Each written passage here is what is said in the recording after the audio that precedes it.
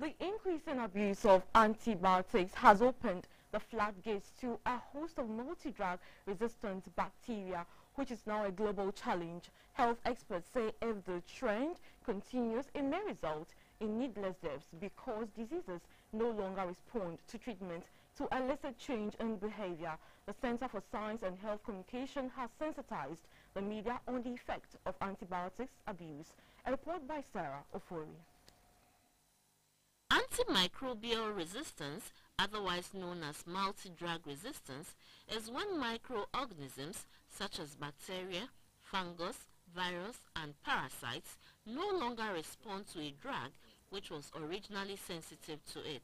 This means that standard treatment to the above-mentioned organisms no longer work.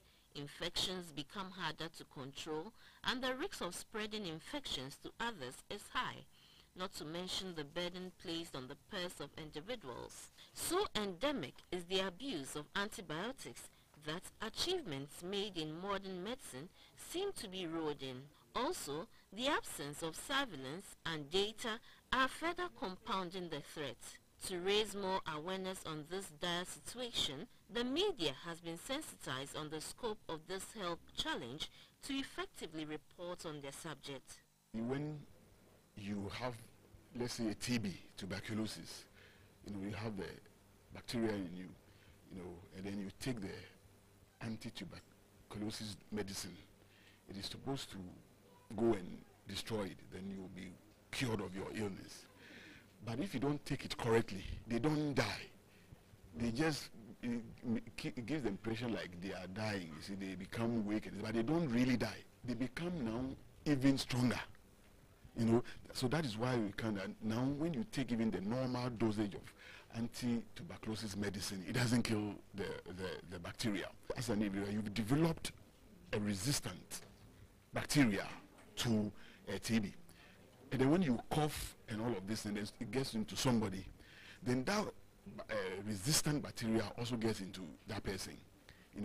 So when that person also takes the normal anti-tuberculosis medicine, it wouldn't get cured. Another worrying trend is the passing of residue of antibiotics in the food chain, especially in meat. Research has shown in Ghana that there are a lot of residues, antibiotic residues in some of the chicken and then the meat products that we eat. If we keep introducing sub-doses of antibiotics through food, the ones we get through residues from the meat and the things that we eat, what we are doing is we are trying to prime the bacteria such that they become resistant, they develop resistance, such that time will come, the very antibiotics that we are using to treat common infectious diseases may not even work anymore. To forestall any antimicrobial resistance, therefore, experts insist that antibiotics should be prescribed and bought from a licensed pharmacy.